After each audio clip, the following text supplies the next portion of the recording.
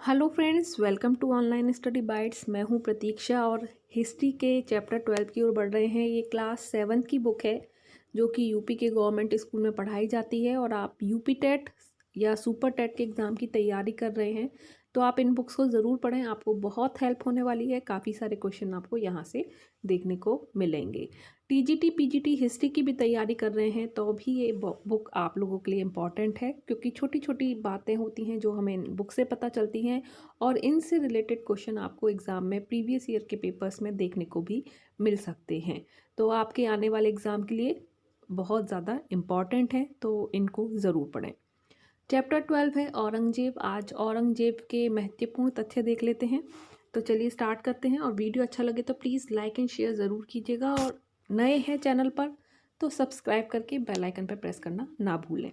Learners, अगर आप C TET या यूपी टेट की तैयारी कर रहे हैं तो आप अनअकैडमी के प्लस कोर्स के साथ जुड़ सकते हैं, क्योंकि प्लस कोर्स के साथ जुड़ने पर आपको मिलते हैं बहुत सारे फीचर्स, जैसे कि आप घर बैठे पढ़ सकते हैं, आपको सारे कोर्सेज कंप्लीट करवाए जाएंगे, practice set, doubt clearing session और भी बहुत सारी चीज़ें आपको प्रोवाइड करवाई जाती हैं अनअकैडमी प्लस के साथ जुड़ने पर। आप लोगों के लिए एक इम्पॉर्टेंट इन्फॉर्मेशन है कि आप अनअकैडमी की तरफ से सी टेट 2021 का रिवीजन कोर्स बिल्कुल फ्री हो रहा है, जो कि 16 दिसंबर से 16 जनवरी तक चलेगा। ये सिर्फ अनअकैडमी पर है और बिल्कुल फ्री है। ये एक रिवीजन कोर्स है, इम्पॉर्टेंट क्वेश्चन आप लोगों को करवाए जाएंगे और free special classes by India's top educators for TET, जिसमें ललित कुमार, डिम्पी, महेश मिश्रा, भावना अग्रवाल, चेतन राज सिंह, शुभम वैश्य, पूजा, प्रकाश प्रजापति जैसे टॉप एजुकेटर्स आपके सब्जेक्ट की तैयारी आपको करवा रहे हैं। इसके साथ ही टेट T20 डेली टेस्ट हो रहा है, जो कि टॉप एजुकेटर्स के द्वारा लिया जाता है, जिसमें CDP, English, Hindi, Sanskrit, mathematics, science, EBS, social science, जो टेट एग्ज़ाम है उन सभी के लिए ये टेट का जो टेस्ट है वो लिया जाता है। और ये हिंदी और इंग्लिश दोनों में ही अवेलेबल है। आप इसके लिए भी एनरोल कर सकते हैं, ये भी बिल्कुल फ्री है, जो कि 1 दिसंबर से स्टार्ट हो चुका है और 31 दिसंबर तक ये चलने वाला है। तो आप 1 month, 3 month, 6 months, 12 month, 24 months तक का सब्सक्रिप्शन भी ले सकते हैं अपने किसी भी कोर्स को पढ़ने के लिए, जो कि पेड कोर्स होते हैं और ये आपको टॉप एजुकेटर्स के द्वारा पढ़ाए जाते हैं। आपको सिर्फ एक बार सब्सक्राइब करना है और इसके बाद आप किसी भी क्लास को, किसी भी कोर्स को ज्वाइन कर सकते हैं। India's best educators for all subjects, all batches, 1 subscription. आपको लिंक डिस्क्रिप्शन में दिए गए हैं और आप प्रतीक्षा टेट रेफरल कोड यूज़ कर आप इन सब्सक्रिप्शन में डिस्काउंट पा सकते हैं। साथ ही जब भी आप फ्री कोर्स ज्वाइन करें तो वहाँ पर भी आपको रेफरल कोड या अनलॉक कोड पूछा जाता है, उसमें भी आप इस रेफरल कोड का यूज़ करके उनको फ्री कोर्स में बदल सकते हैं। तो आप ये रेफरल कोड ज़रूर यूज़ करें, प्रतीक्षा टेट, जिससे कि आप किसी भी टेस्ट सीरीज़ को, किसी भी फ्री कोर्स को ज्वाइन कर पाएँ। Thank you. Aurangzeb chapter 12। Aurangzeb Mughal वंश का जो अंतिम शक्तिशाली शासक था। उसने मुगल साम्राज्य को दक्षिण तक विस्तार दिया और औरंगजेब विशाल साम्राज्य स्थापित करने में सफल रहा। औरंगजेब का जो शासन काल है वो 1658 ईस्वी से 1707 ईस्वी तक रहा है। शाहजहाँ का पुत्र है औरंगजेब। शाहजहाँ के बाद औरंगजेब ने 1658 ईस्वी में सिंहासन पर बैठा, यानी कि दिल्ली की गद्दी संभाली, मुगल शासन को संभाला। उसने शासन की बागडोर संभालने के बाद तड़क भड़क का परित्याग करके सादगी का जीवन अपनाया। उसने मदिरा, भांग इनके सेवन पर भी प्रतिबंध लगा दिया, लेकिन संगीत पर भी रोक लगाई थी, किंतु संगीत को राज्य से प्रतिबंधित नहीं किया था। वह स्वयं एक सिद्धहस्त वीणा वादक था। लेकिन औरंगजेब ने मुस्लिमों से ज़कात, जो कि एक धार्मिक कर है, वो लिया और गैर मुसलमानों से जजिया कर लिया। तो ये वही कर हैं जो अकबर के द्वारा बंद कर दिए गए थे, लेकिन औरंगजेब ने इन्हें दोबारा से स्टार्ट किया। औरंगजेब को शासन ग्रहण करते ही उन अनेक जटिल समस्याओं का सामना करना पड़ा। मुगल राज्य में अधिकारियों की संख्या जो थी बढ़ती जा रही थी और उनको वेतन देना पड़ता था, उसके लिए इतनी व्यवस्था थी नहीं।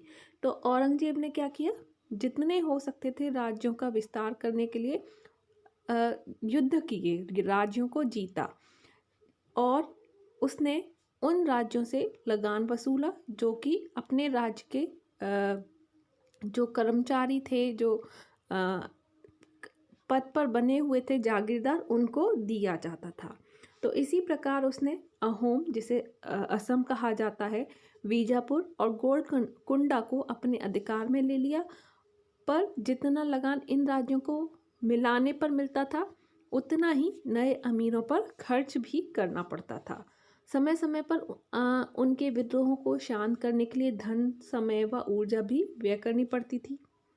अंग्रेजों का जाटों, बुंदेलों, सिखों, सतनामियों और उत्तर पश्चिम सीमा क्षेत्रों के पठानों के विद्रोह के साथ ही राजपूतों और मराठों के साथ भी लंबे समय तक संघर्ष रहा।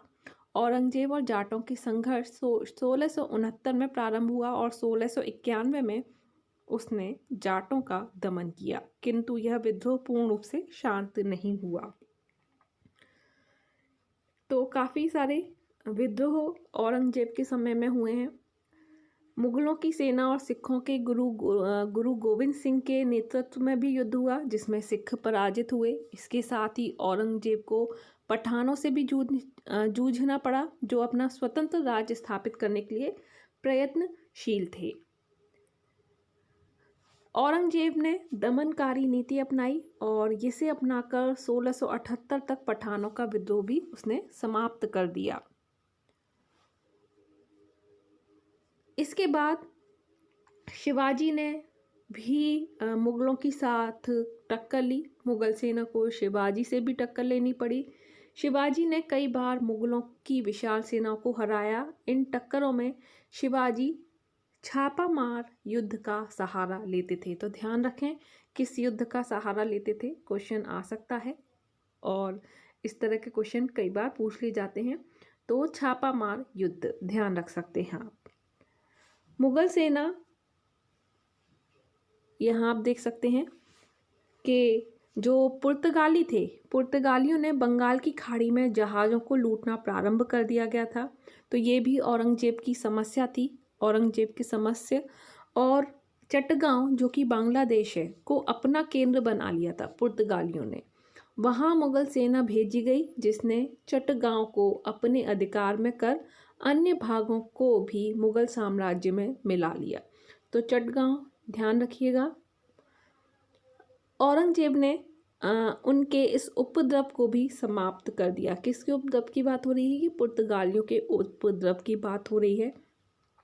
मुगल साम्राज्य का पतन। औरंगजेब की मृत्यु के बाद मुगल साम्राज्य का तेजी से पतन हुआ। मुगल दरबार सरदारों के बीच आपसी झगड़ों और षड्यंत्रों का अड्डा बन गया और शीघ्र ही महत्वाकांक्षी तथा प्रांतीय शासक स्वतंत्र रूप में कार्य करने लगे। साम्राज्य की कमजोरी उस समय विश्व के सामने स्पष्ट हो गई जब 1739 में नादिर शाह ने मुगल सम्राट को बंदी बना लिया तथा दिल्ली को खुलेआम लूटा।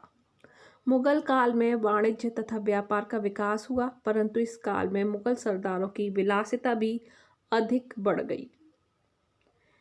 अधिकतर सरदारों का यह प्रयास रहता था कि वे अधिक आमदनी वाली जागीर हत्या लें और इस कारण मुगल प्रशासन व्यवस्था में भ्रष्टाचार भी बढ़ता चला गया।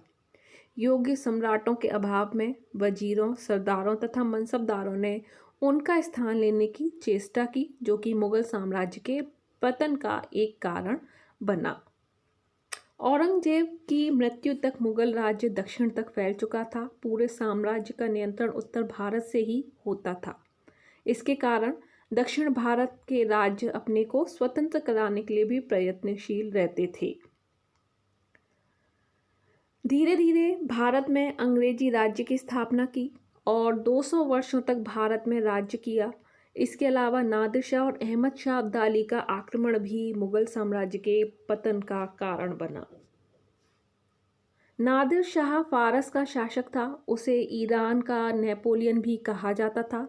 भारत की भारत की अपार धन संपदा से आकर्षित होकर सन 1739 ईस्वी में मुगल बादशाह मोहम्मद शाह के शासनकाल में उसने भारत पर आक्रमण किया। नादिर शाह भारत का कोहिनूर हीरा और तख्ते ताऊस, कोहिनूर हीरा वही जो शाहजहां ने मयूर सिंहासन में लगवाया था, और तख्ते ताऊस सहित अनेक कीमती सामानों को लूटकर अपने साथ ले गया। वर्तमान समय में ये कोहिनूर हीरा ब्रिटेन की महारानी के मुकुट में जड़ा हुआ है। तो यहाँ पर मुगल साम्राज्य के पतन के मुख्य बिंदु दिए हुए हैं, क्या क्या कारण थे जिसकी वजह से ये मुगल साम्राज्य जो है पतन की ओर चला गया। और यहाँ पर हमारा जो चैप्टर है वो एंड होता है। कुछ इम्पॉर्टेंट बातें हैं जो आप जान सकते हैं, जैसे औरंगजेब ने अपने शासन के 50 वर्षों में से लगभग आधा समय दक्षिण के युद्धों में व्यतीत किया। औरंगजेब ने शासन संभालते ही जनता पर से लगभग 80 करों को हटा लिया था। औरंगजेब ने मुगल सिक्कों पर से कलमा लिखा जाना बंद करवा दिया था।